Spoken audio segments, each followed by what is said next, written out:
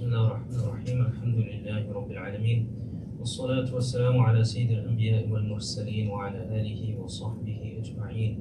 اللهم صل على سيدنا ومولانا محمد وعلى آل سيدنا ومولانا محمد وبارك وسلم. أما بعد. So we've been talking about dhikr and its necessity, as well as understanding all of these different aspects that Imam al-Ghazali rahimahullah is talking about, different levels of dhikr, and how it is important for us in order to achieve ihsan that we must engage in this act of dhikr. And we're aware that in the Quran as well as the Sunnah, this is something that is highly stressed, such that regarding Rasulullah sallallahu alayhi wasallam, Aisha radiallahu anha says that he would remember Allah all the time. In all moments he's remembering Allah.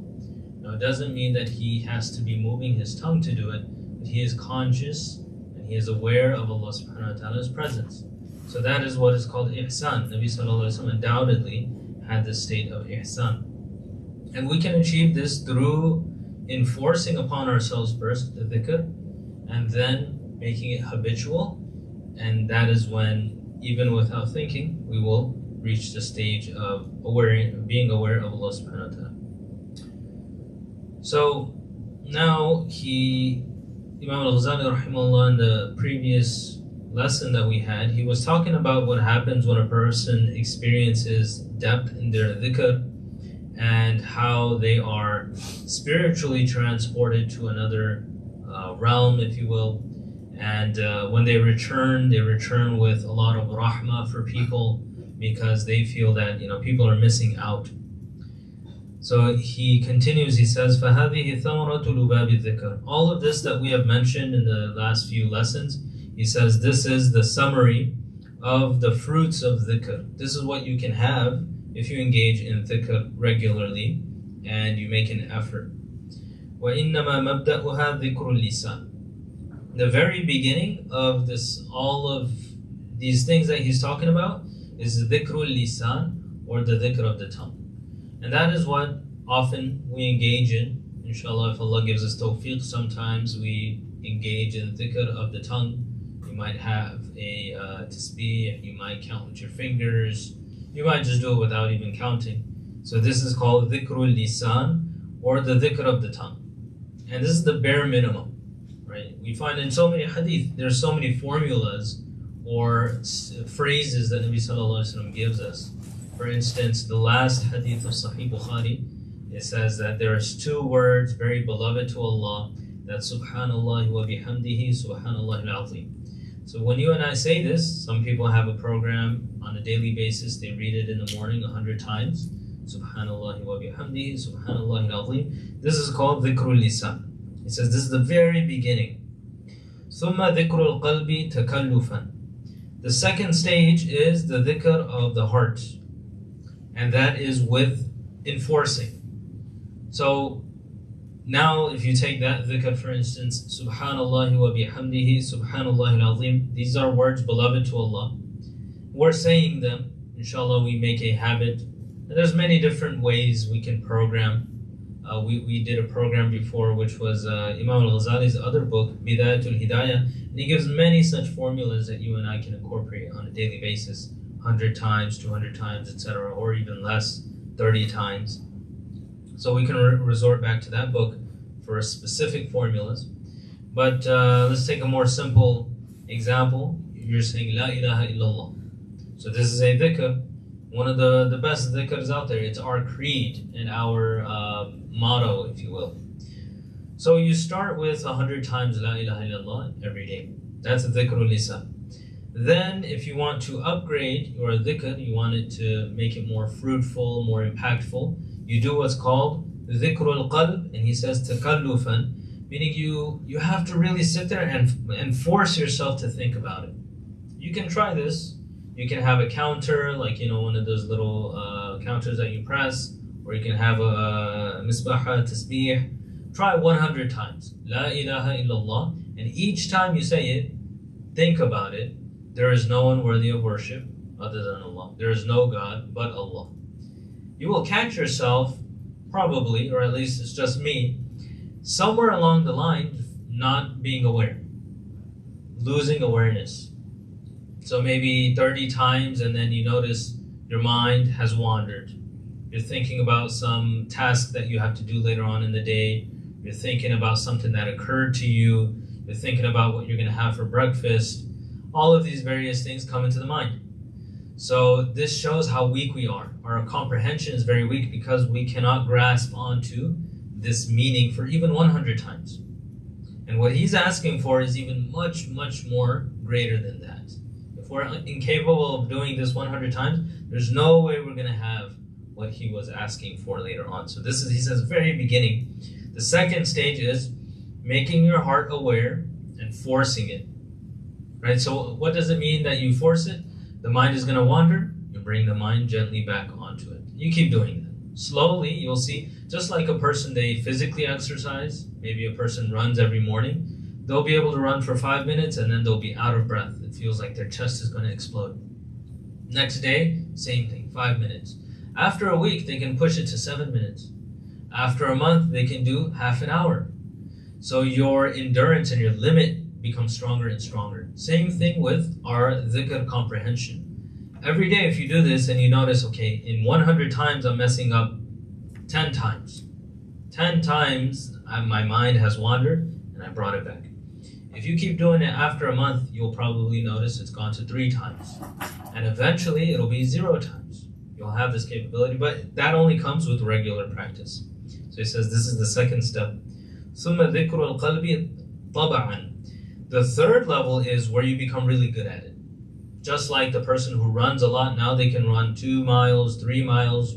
They feel perfectly fine. And they feel the effects in their daily life as well. So if you do a regular program of dhikr, eventually what will happen is you could do 100 times La ilaha illallah, your mind will not wander once. You can do 200 times, your mind will stay focused. No wandering at all. He says this becomes natural. It eventually becomes natural. So what you're doing is you're increasing your comprehension, your spiritual and mental capability of focus. So that is level 3. ثُمَّ اسْتِيلَاءُ الْمَذْكُورِ وَانْمِحَاءُ الذِّكْرِ. He says there's a fourth level, and this is very rare that it occurs, but if a person's really good at it and they're focused, and usually it takes quite some time, it won't happen in just 100 dhikrs of La ilaha illallah, maybe 1,000. If someone's really good, if they do it 1,000 straight, maybe they can reach this level. He says the fourth step is that which you are remembering overcomes the mind and the remembrance goes away. So you're doing dhikr of La ilaha illallah, La ilaha illallah with the tongue. Then you're forcing the mind, I must think there is no one worthy of worship but Allah. Then it becomes natural. When I say La ilaha illallah, the meaning is with it. And then another step happens where you do this so much that your focus becomes so engrossed in the meaning that you're kind of like in a daydream state. In a daydream state, you're no longer moving your tongue, you're no longer aware. We've talked about this before. Sometimes you're looking at something and you can see it, but you're not seeing it when you're daydreaming. So he says this is the fourth level where you no longer are moving your tongue, but the meaning is in the mind. And the meaning is in the heart. So some people can achieve this. It usually takes quite some time in dhikr. And that's why many shuyukh, many scholars who have reached this level, they often train people and they'll give them a slow, steady program of dhikr. And sometimes they go to a very, very high number. Maybe like say La ilaha illallah 10,000 times in a day. It sounds like so much, subhanAllah, that takes hours, 10,000 times. If you were to do it once, 1,000 times, you'll see how long it takes, maybe close to an hour. Some people do it 10,000 times a day. This is not for like the rest of their life. They do it so that they can get to the state. And then when they get accustomed to the state, they can bring it on with much less. So that's why they recommend such high numbers for these people. So sometimes it requires a very long time of dhikr. And he says, so this fourth level, this is Imam al-Ghazali saying, this is the core, what you should try to achieve through dhikr. Oftentimes we're not aware of these kind of stages, so then we just limit our dhikr through just moving the tongue. This is what we're supposed to be aiming for. So it's not easy, and it can take a lifetime, and if a person is not doing it correctly, they'll never get there. So that's why we encourage mentorship with elderly scholars who have gone through this process. Then Imam al-Ghazali says, وَهَذَا سِرُّ قَوْلِهِ صلى الله عليه وسلم مَنْ أَحَبَّ أَنْ يَرْتَعَ فِي رِيَاضِ الْجَنَّةِ فَلْيُكْثِرْ ذِكْرَ اللَّهِ تَعَالَى. So Imam al-Ghazali says, this state, and he has termed this state as fana, or annihilation of the self. He says this is what Nabi sallallahu alayhi wa sallam was talking about in this hadith. This hadith is recorded in Al-Mu'jam al-Kabir of Imam al-Tabarani, narrated by Mu'adh bin Jabal radiyallahu anhu. He says, Nabi sallallahu alayhi wa sallam said, those who wish to graze in the gardens of Jannah, to take benefit from the gardens of Jannah itself, then they should continuously do dhikr of Allah subhanahu wa ta'ala.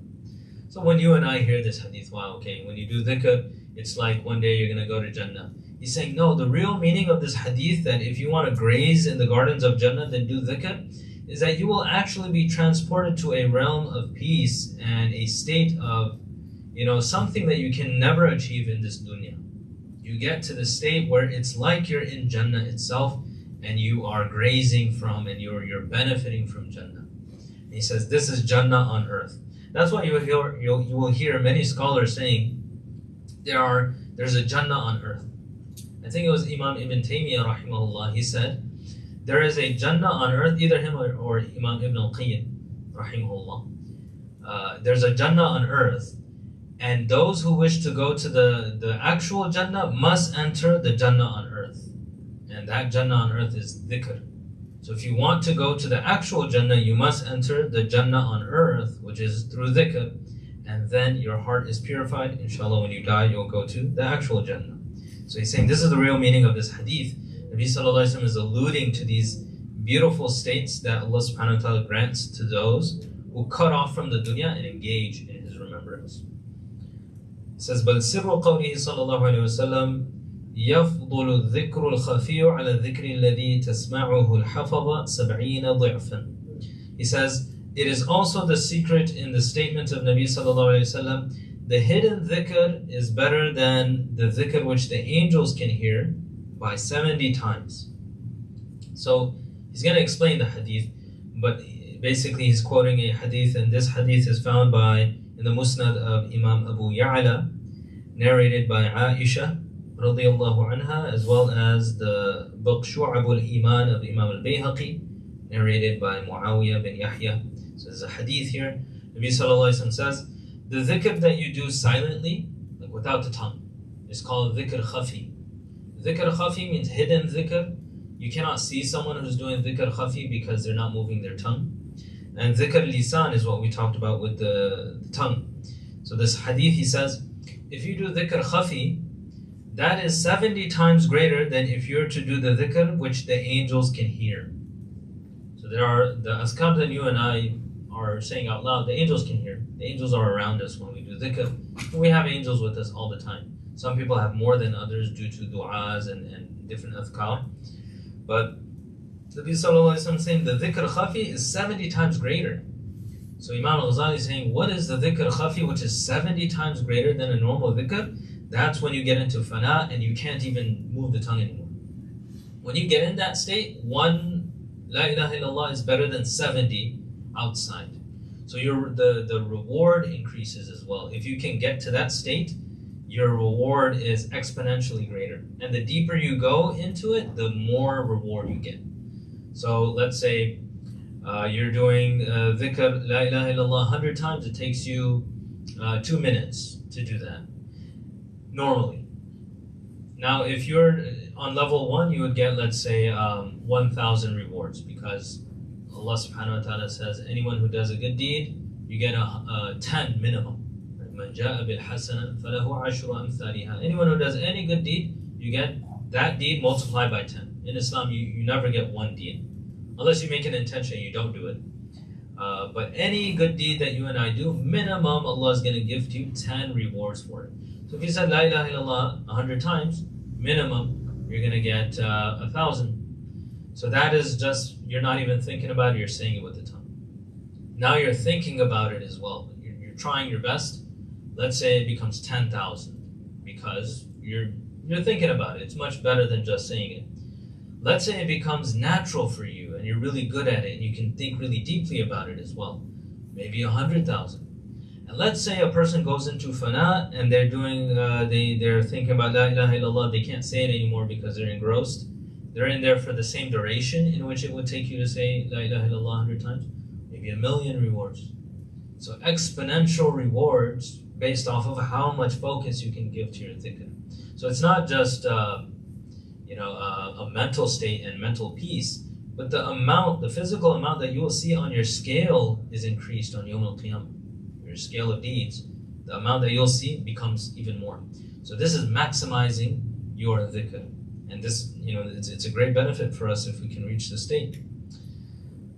So then he says, وَعْلَمْ, he's going to explain this, how angels can hear our dhikr. أَنَّ كُلَّ ذِكْرٍ يَشْعُرُ بِهِ قَلْبُكَ تَسْمَعُهُ الْحَفَظَةِ. Any kind of dhikr that your heart is aware of, angels can hear it. So Allah subhanahu wa ta'ala sends angels to us. Angels can sometimes, they definitely hear what we say out loud. But he says any kind of, this is Imam Ghazali saying this, and perhaps, I don't know of any hadith that he's referring to. Maybe he will feature a hadith.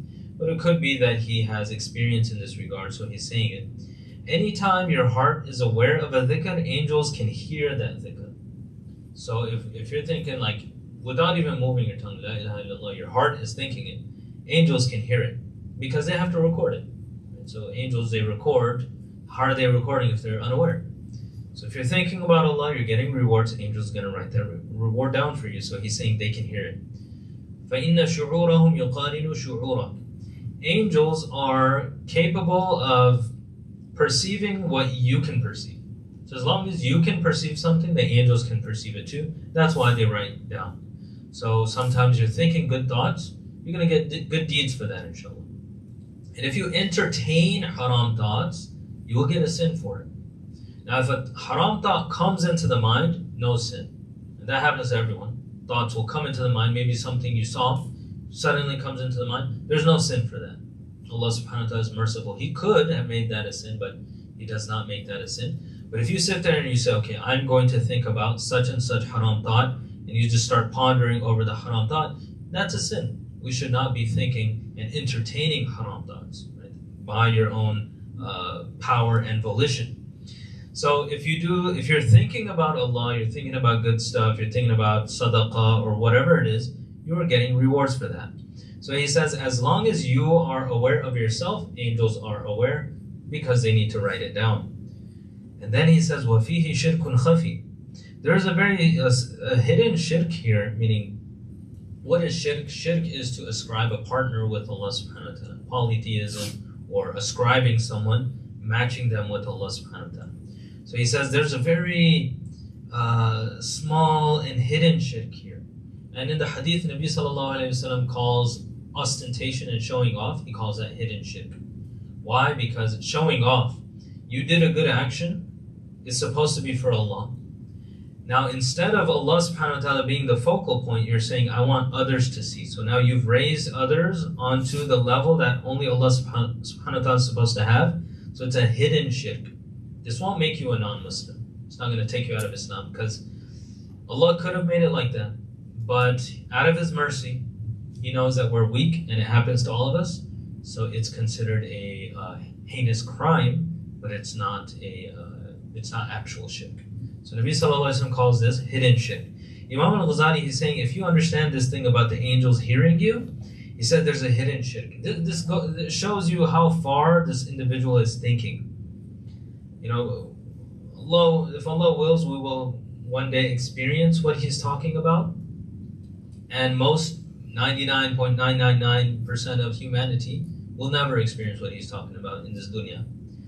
However, it just shows you how deep He is thinking and how much ikhlas a person who gives their life to Allah will have. So he's saying, if you're aware that angels can understand what you're thinking, there could be a hidden shirk involved.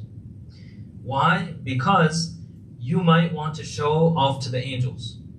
You say you might want to show off to angels, because if you're aware of the dhikr that you're doing, you're like, the angels, they are hearing right now and they're gonna write it down. So, I don't know what to say about it, because you have iman, because you're believing in angels on one side, but his mind has gone so far regarding ikhlas. He's saying that it could be a little bit shirk over there, hidden shirk. Are you doing it for the angels, or are you doing it for Allah subhanahu wa ta'ala? حتى إذا غاب ذكرك عن شعورك بذهابك في المذكور بالكلية فيغيب ذكرك عن شعور الحفظة. So he's saying, if you want to reach true ikhlas, 100% ikhlas, it's very hard. We're, I don't know, Allahu A'lam, where we are, 5% ikhlas, 10% ikhlas, Allahu A'lam. Hopefully more, inshallah, but we can't say that we have 100% ikhlas. Because look at what he's talking about here. He's saying that someone may have this riya, or showing off to angels. We never probably even thought about this before. And I could show off to angels even. And then he says, if you really want to not show off to angels even, what do you have to do? He says, because the angels are aware of what you are aware of. The only way you can get the angels to not be aware of what you do, and you can solely be for Allah, is if you become unaware of what you do. Only way. You have to finally become unaware, and then the angels will be unaware, and then you have direct access only for Allah. This is the only time. SubhanAllah. So he says, when your dhikr goes away from your mind because you are so absorbed in what you're thinking about, the angels will now stop recording, because they're no longer aware of it. They stop being aware. And Allah subhanahu wa ta'ala still knows. So it's like this hidden secret between you and Allah. On Yawm al-Qiyamah, the angels will see the record, and this guy has barely anything in his book of deeds.